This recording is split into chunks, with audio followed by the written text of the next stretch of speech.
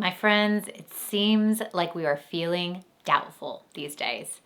I want to talk about this doubt. It feels like a doubt that comes just before a leap, comes just before an expansion, comes just before breaking out of a comfort zone. And I had these questions for it. I was just wondering, is it trying to tell us something? Is there a greater message here? Is it the truth? Is it what we're supposed to do? Or are we totally off? I have 7 messages about this doubt, and we are going to get clear. So let's get into it. So before I get into the messages, I wanted to feel into the doubt because from teaching intuition for so long and thinking about intuition and, really getting to know it, one of the things that I realized is that when we feel doubt or even maybe some anxiety or fear, a lot of people will tell us like, oh, just push that to the side, don't listen to it. It's just fear getting in the way of what you're really supposed to do. But as a very sensitive person, that does not work for me. And I started to realize that this is actually a message. There is something in our doubt. There's something in our fear. There's something in our anxiety. And it's not always, the answer is not always to just push it away. Often it is to bring the vibration up of that message. So I like to think that there's a scale from 0 to 10, let's say. Imagine like a little ladder. And at 0 might be fear, doubt, anxiety, right? Like that lower vibration. And then all the way on the top are these amazing intuitive messages that feel very aligned and spiritual, but they're all the same message. They're just at a different vibration. Does that make sense? So sometimes like you'll hear my podcast and the way that I'm delivering messages, it feels very light and inspiring, but that's only because I'm taking a message that you probably already feel within you and I'm just elevating it and giving it a new perspective and showing it from a higher vantage point, where often the first time we get these messages, they end up in our body and they feel a little bit doubtful or scary or kind of anxious. And that happens because we don't always have all the words to be able to really express this fear that we're having. And if we really dig into it and understand what's going on, we'll actually get the greater message. And that's the first thing I was really starting to understand about this doubt that's coming forward. I was like, is this, should we listen to this doubt? Is there, is it trying to correct our path or tell us a better way? And what I was actually getting was the doubt was saying, hey, I'm your first connection into this conversation. It almost feels like there's this guide, a voice that is coming with you along on this path. And the first time that you're hearing it feels a little doubtful because it's kind of like a stranger. And it looks like with time, you're going to get really comfortable with this person, with this voice, right? But right now you're kind of sketched out about it a little bit because it is the first time you're hearing the voice that is going to guide you down this path. Reminds me of, going on a first date. Let's say you're like, you've been on enough dates, you've been around the block, you know enough that you're not going to just throw yourself into believing this person. But this person ultimately can be your husband, right? And now, 13 years into being married, the trust that I have with my husband and the understanding of his voice is very different than my first ever sit down with the guy, right? And that's really what the doubt is trying to say. It's like, please don't overlook me. I am a voice. I am just the beginning of this voice, the beginning of the guide that's coming with you on this path. And I have more to say. So instead of throwing me away or being afraid of me, engage with me and start to have conversations with me because I'm going to be a long guide that goes along with you on this road. The second thing I was really wondering about was, how do we get clear enough from this doubt? Like, how do we really move away this doubt or understand it deeper or work with it enough so that we can actually move forward? That's one of my intentions with today's podcast. And I'm going to give you a little preview. I'm going to talk more about it in the messages I received. But right away, what I got was the answer is in support. So the answer to walking forward, even though we're feeling a bit scared, even though we don't really know what the unknown has for us, I was getting that what is going to be that medicine is support. So having somebody who walks the path with us, somebody who maybe has already walked the path with us, letting our partners know that we're about to do this, telling our best friends, telling our parents, the people that we love, that they come along with us and that we accept and receive support. that is truly the medicine to doubt. It's actually an energy of receiving love, of receiving support, of letting people in as I'm about to go and do this scary thing. We're going to talk about that more in the messages. I have 7 messages from your doubt. So let's get into it. Message number 1. Doubt was saying that it seems like you want some sort of validation, some sort of guarantee. You're like, I don't want to buy the thing unless there's a guarantee. I don't want to move forward unless there's a guarantee. I don't see clear. That was another complaint Doubt was saying. It's like whoever is doubting is feeling like they don't see clearly. They don't see all the steps. It feels very murky. Even it felt like an overwhelm in my brain. Actually, my husband was telling me this other day, he has been trying to figure something out in his business. And he's like, Nikki, there's so many options. There's so many different ways for me to do it that every time I start thinking about all the different ways of doing it, I just short circuit. Like he's like, my brain just short circuits and I can't think about it anymore because it's so blurry to me. So I really, sympathize with this. And that was one of the things I was trying to bring forward. And the doubt was saying, yeah, you're not wrong. You're not wrong that you can't see it clearly. You're not wrong that it's a bit blurry. You're not wrong that you don't see all the steps. Stop gaslighting yourself. Like that is accurate. You're like, yes, you do not see all the steps, right? So like telling my husband, like, yes, there are many different ways, right? And in many ways, that means that there is not one way that is better than the other. But the true clarity that we seek and that really we feel will give us confidence as we move forward is going to come from actually getting involved with the thing. So it felt like I have to use this thing. I actually was thinking about my neighbor has an Airbnb and they're not really renting it. And they ask us for a bunch of support and questions and advice because, we've had an Airbnb for a few years now. And of course, I can prep them a ton and give them all the advice and give them all the guidance, send them emails, all the things. But it's like until that house is used as an Airbnb, until you're like, okay, I have people in here using it. I have the listing out. It's going, it's moving. They're not really going to know if owning an Airbnb is what they really want. They're not really going to know if this is a good product. They're not really going to know if this is something that they want to keep forever or if they want a long-term rent. It's like they're not going to know unless it is being used. So it has to be used. Does that make sense? And that's really what I was getting here. Like the clarity is going to come from this movement, there's no getting around that. Like we can't figure it out in our head. We can't over prepare. Even if we bring in some support that has done it before and they're giving us all the steps and all the guidance, it's useless if we aren't actually doing it. So I saw us like engaging in the thing, not the full leap, because of course I was a little scared, a little doubtful in doing this episode because I was like, well, how can I guarantee that everybody who's coming here, that their doubt isn't truly valid, right? Like I don't want to put an episode out that tells you to leap when that's not for you. So I was questioning that. I was receiving these messages. And the first message really showed me that it's not really this like huge leap. It's really just a first step. It's a moving, it's a tweaking, it's a using, and it is doing it in a way that almost feels like when you set up a pop-up shop before you actually sign a lease for a brick and mortar, right? So it seems like it is a first step, but it's definitely not the final step. It's a beta test. It's a trying of the thing to see if it's worth a greater investment or a greater risk. Message number 2. Your doubt was saying that a lot of why it's coming forward is because you don't really believe in yourself. There's an attachment to this comfort of a smaller you. If there's an attachment to this identity of a smaller you, it is so cozy. It's like you're wearing shoes that are super tight, do not fit you, but you love them. They remind you of your childhood. They give you some sort of fake freedom, You're like, I don't want to move from my childhood. I don't want to mature because gosh, there's so much, freedom here. I can do whatever I want and there's going to be more responsibility where I'm going.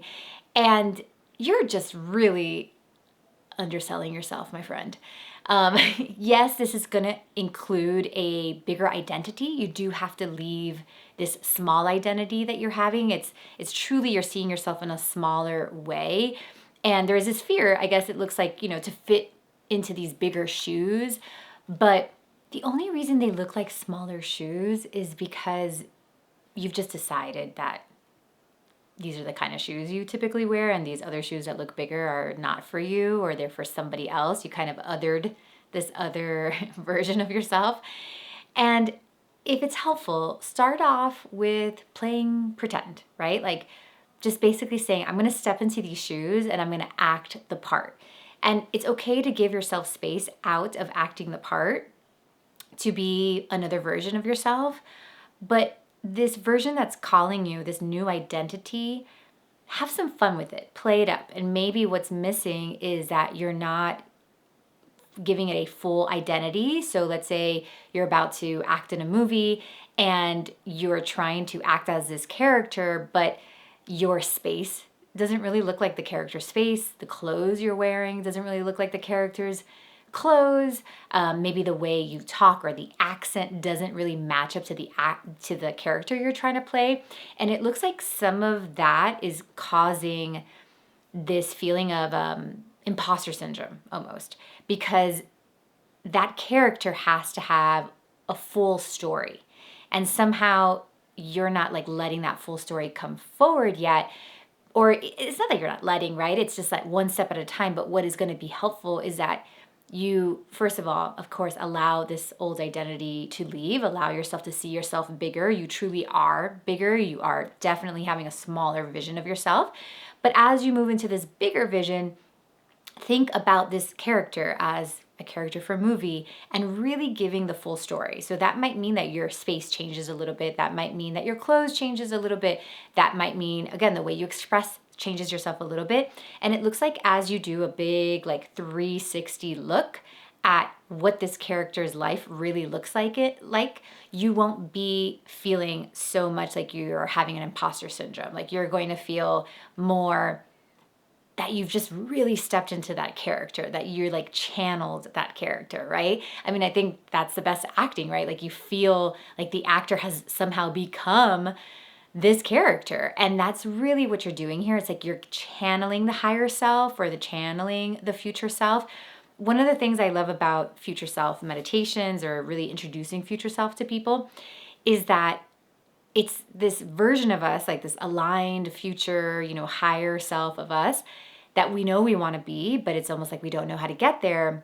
But once you start to visualize that version of you, and then we try to hold that energy and we say, okay, like I'm going to try to act like that person. And not only acting, but I actually see you playing the part, like wearing all the things, like putting the costume on. And that looks like it's going to be so helpful in letting yourself see yourself bigger than the way you're seeing yourself right now. I'd also say that when you look in the mirror, to really do that exercise of being like, like who do I see? And starting to change who you actually see. So like saying, I see a strong woman. Maybe I call myself a girl. And now I'm going to say I see myself as a strong woman. I see an entrepreneur. I see a creative, like really speaking into these new identities so that every time you see yourself in the mirror, you start to see that you are bigger than what you think you are or what you've been telling yourself you are. It's really playing small when there is this bigness to you that's trying to come forward. And it has to do with identity. So that doubt is almost like an imposter syndrome, more so than an actual doubt. It's like, I'm not sure I'm going to be able to like live into these shoes. But there's actually things that we can do to live and fit nicely into those shoes. And that's what your doubt wants to tell you. Message number 3. It seems like there's a little too much soothing going on and not enough space. So I thought this was an interesting message. Soothing, of course, is like, wow, I feel really uncomfortable. So I'm going to, drink that coffee, or I'm going to watch that Netflix, or I'm going to eat that cookie, right? Like the things that we do to soothe, which are not a problem. It's not a bad thing. It just seems like there's a little too much of it going on. And that the solution really is space. And the soothing feels like the kind of soothing that we're doing in this situation seems like it is not letting us reflect on what's coming through. So the doubt may have more to say and really turn into an intuitive message rather than doubt. Like it wants to be elevated, right, to that next level. So moving from doubt to actually intuition and guidance, it wants to, transform into that. But it seems like if we stay in this space of soothing, in this space of, I kind of like even want to use the word denial, like that we're just kind of pushing it away, it can't really give us the fullness of what it's trying to say, and it can't morph from doubt to guidance. So it really is asking for space. So less soothing, more space. And space to me feels like I'm turning off the TV, I'm turning off my phone, I am stopping the conversations, and I'm going to go out to get that space. And the space feels like it could be nature, it could be brainstorming too. So it could be with a guide or with some sort of support that you're just like bouncing off these ideas. But it makes me feel like you have to go outside of your everyday or go outside of your soothing techniques to actually get some clarity. So think about space. Notice how there might just not be enough space. So like when my husband was telling me that thing, he's like, oh, my brain is like short circuiting.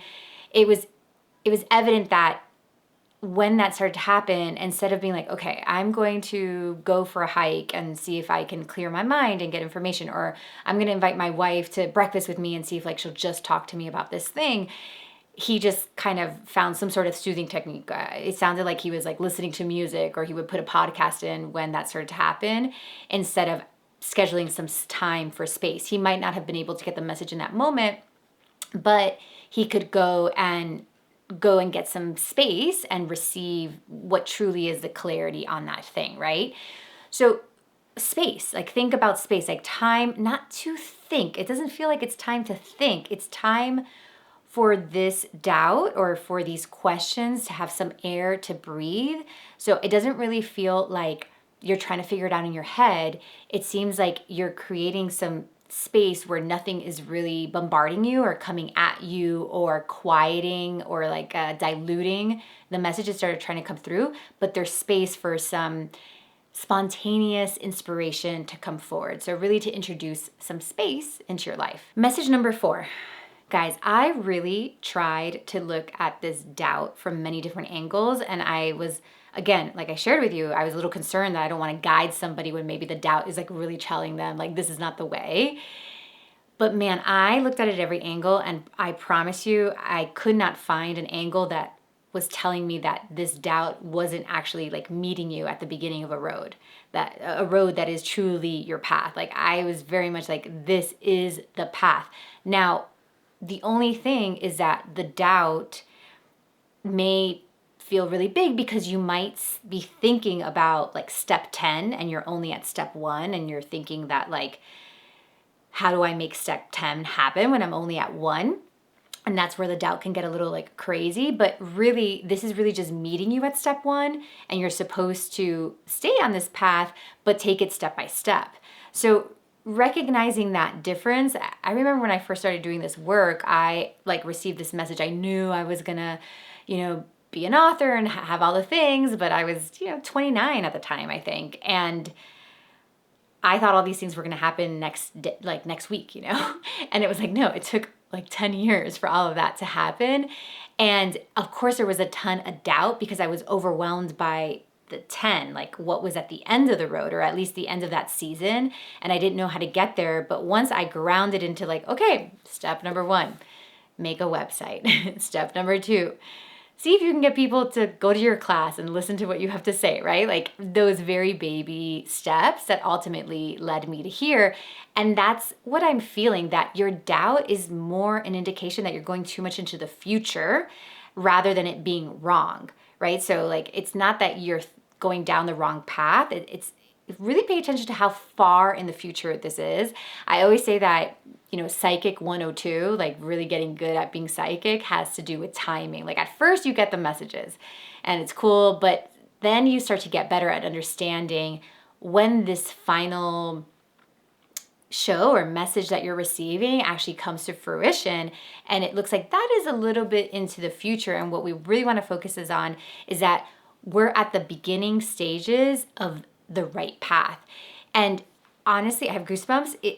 it feels like this is a path that you've been praying for so long. Like this is something that you've been wanting to do, something that it feels like it's a goal. It feels like you're really shooting for the stars on this one. And it looks like your past has been full of thinking you're actually doing it, but it makes me feel like your emotional state and almost like your root, like how you trust yourself or believe in yourself, like was not strong enough to be able to really live that path. So you were living a lot of like imitation paths, as I like to say, like that fake Louis Vuitton path, but it's not the actual real one. It's the Chinatown version. And now we actually see you being like, you know what? I'm going to the Louis Vuitton store. I'm not buying a fake anymore. I'm really going to do it. I'm going to invest. I'm going to spend the money. I'm going to put myself out there. And that's why, of course, this path feels like a little bit scarier, because it is truly a very powerful path. Just don't get caught up in feeling like you have to have it all together or you need all the steps. It is the beginning of something that you've been wanting for a long time. Like truly, I'm like, oh, she's going to do it. Like she's going to actually do it this time. That's what this path feels like. Message number 5. There's something in your doubt that is bringing up the need for support. We've talked about that, right? At the beginning of the show, I was like, oh, the medicine to this is support. And believe me, I'm a lone wolf. I love to do things alone. I love to say that I'm all alone or that I've made it happen on my own. That is such a part of me, something that I really needed in the beginning of my journey, because I needed to feel like I did it by myself and I couldn't give anybody else credit. Obviously, I got rid of that real quick. Thank God. Actually, one of the things that changed my life, I'll never forget this. I remember finding myself in my kitchen. My kids were really young. I think Ethan was like not even a year old. And I'm just like, this freaking sucks, man. Like I'm like cleaning dishes, like one kid's on the couch, like upset, needs me to go get him water. And my husband's still working. Like I'm dreaming about what I want to do for my business, but my house is a mess. My kids are young. Like there's just no way I'm going to get to it.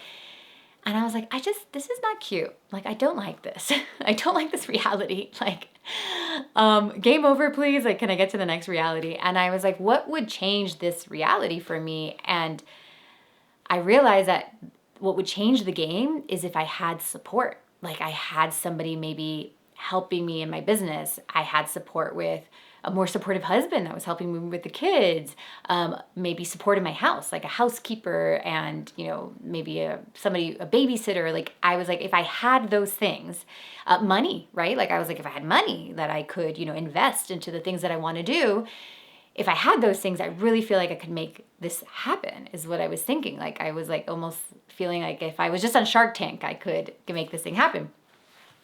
So that day, it was so crystal clear to me. I was in that kitchen, I was like looking out, I was cleaning the dishes, I was looking out of the window, and I said, I'm going to change my reality. Like I am going to decide that I'm supported, and I'm going to stop telling myself that I'm alone, because this is not helping. So I started that day and I just started to say like, I'm supported. It was not true. I was not supported. I didn't have supportive grandparents. I didn't have a supportive husband at the time. I mean, he was bringing in money, so I guess that was supportive, but I just did not feel supported. Whether it was true or not, I just did not feel it. And I started to switch that. And sure enough, now I'm here today and I'm like, wow, there are so many people that support me. My family supports me. Even the other day, like a few months ago, I was at my parents' house and I was teaching my class Made for More. And oh my gosh, my parents like set up a room for me and they made sure that I was cozy and comfortable. Like they would have never done that a few years ago. My mom, on the contrary, hated what I did and wouldn't like allow it and would give me a hard time. And now it's like I am supported. I have help on my team. I am supported, right? So I just feel like where you're going, it is the energy of support. And there's a doubt because you're kind of thinking like, oh my gosh, like how am I going to do this? Like how am I actually going to take a step forward? And truly I'm getting that there is no step forward unless there is support. So at the level that you're at, finding a kind of support that makes sense for you right now. I remember my first ever assistant was a $200 a month investment, right? Like that, because that's all I had at the time. So maybe you can't have a full-time nanny, but you can have a babysitter once a week, 1 day a week or something, and that is very helpful. So maybe the support is I need to talk to my husband and be like, listen, like this is a thing. I remember looking at Benny and being like, listen, like I'm onto something. I promise you, I am. Like I need you to support me. I need you to remind the kids that I need to be left alone when I'm working on something or whatever it may be, or whether that's support from my parents or whoever, but you need support here. And that doubt is actually coming from thinking that you need to do it alone. When you think about doing it alone, that is where you get a little anxious. And also, you may have some support in your life already, but that doubt also seems like it's coming from not having the right kind of support. So I may have a therapist, but that therapist might not be able to be somebody who can help me get to a higher level when it comes to my business because she doesn't know about my business. She's not in the same industry. She's never done it before. So she might be great emotional support, but maybe not business support. So if I'm like looking at my support team and being like, well, I do have support, but I still feel this doubt.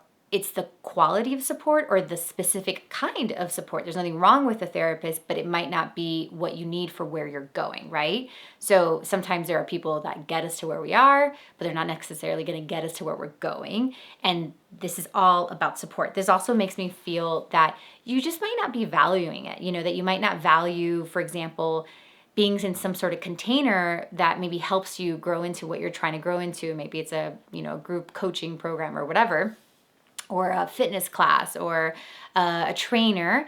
And I'm really getting that it's not even that they have to be like amazing or impressive or that they are going to make this happen for you. Like it's not really about the person that's supporting you. It's more the energy that they're holding, like this tight container that doesn't let you fall off the deep end. Because it seems like this thing that you're moving into, where the doubt is coming from, is not a habit yet. Like it's not something that you do flawlessly or that you do without thinking about it, right? This is new. So it's not a habit. You're not in that vibration regularly yet. And it looks like this support that you bring in actually carries that vibration, whether it is like a vibration of health, maybe it's a vibration of abundance, maybe it's a vibration of safety, right? And that is going to help you get to where you're going. So I don't know, you're like judging your help. You're like judging your support or judging, like almost there's just too high expectations on the support. Like that's not what they're really for. What they're there for is to hold this vibration that you are not yet used to. You might be holding vibrations for other stuff. You might be really good at other vibrations. Like let's say you have a strong vibration of being a mother, but then like this person that you're bringing in, maybe they don't have a strong vibration of being a mother, but they have a strong vibration of abundance, let's say. And that's all that matters. They're not supposed to be perfect. They're not supposed to have like everything that you want, and they're not going to do it for you. It's just that you're not vibrating regularly at this new level yet. So, this person already has that. Does that make sense? So you just can't go forward without some sort of support, and again, quality support. And yeah, this is just going to change your life. Number 6, your doubt is actually coming from your body. It's very much like I see it in your body, and I saw it specifically in your stomach, which makes sense because the stomach holds the energy center called the solar plexus, which is the energy of I can do it. It's our identities, because in many ways, this doubt is the first voice that's leading you to a new path where you become new, where you level up, you have a new identity. So of course the stomach is like freaking out. So it's going to be different for everybody, but it seems like some of us will have to change what we're eating because that is kind of causing some blurriness in the mind. Remember, there's that gut-mind connection. And some of us actually, I see water, like we need water, guys. Who's dehydrated? Because I'm like water. Maybe electrolytes, but water. Or minerals like in the water as well, water. But some of us are actually going to need a stronger core. So even if you have a strong core already, I would actually take my workout and bring it to the next level. So if like this is the workout I do for core, now I'm gonna like make it even stronger because your core is trying to get stronger. There is this, because your core is your belief in yourself, like what you think is possible, what you think you can handle, what you think you can bring into the world. And it really just seems like it's coming from the center of your body. It's going to be strong enough to carry your root, your like legs, but it's also going to be strong enough to carry your upper body as well. So the stomach is really trying to be supportive here. It might be food related, but I think for all of us, honestly, to bring in some sort of ab routine that is going to make our core stronger is going to be an amazing teacher. Like it feels like when you go and do that core, you can use it as an energetic healing or as an energetic upgrade where you're like, okay, I'm going to do a core. It's going to be amazing. Yes, I'm going to have better abs, but it's really not about that. I'm going to use core to really believe in myself and to really help myself see clearer about where I'm going, because it looks like the ab workouts actually disintegrate the doubt and see the doubt clearer to where it actually becomes an inspired message. And that's really what doubt really wants to be. Doubt's like, I don't mean to be like something that brings you down. I want you to see that I'm the light that's guiding where you're going. And the core workout and just kind of paying attention to our gut is really going to be this thing that we can bring forward that is tangible and active and a moment of pause that is really going to connect us and clear up this doubt. Message number 7 really made me laugh because I was like, man, our audience, we're so into money. It's like crazy, but that's okay. And not into money, but like it's money and like we're into results, which I'm like, I love us. I love us for that. And because the last question I was getting, or the last message was actually a question.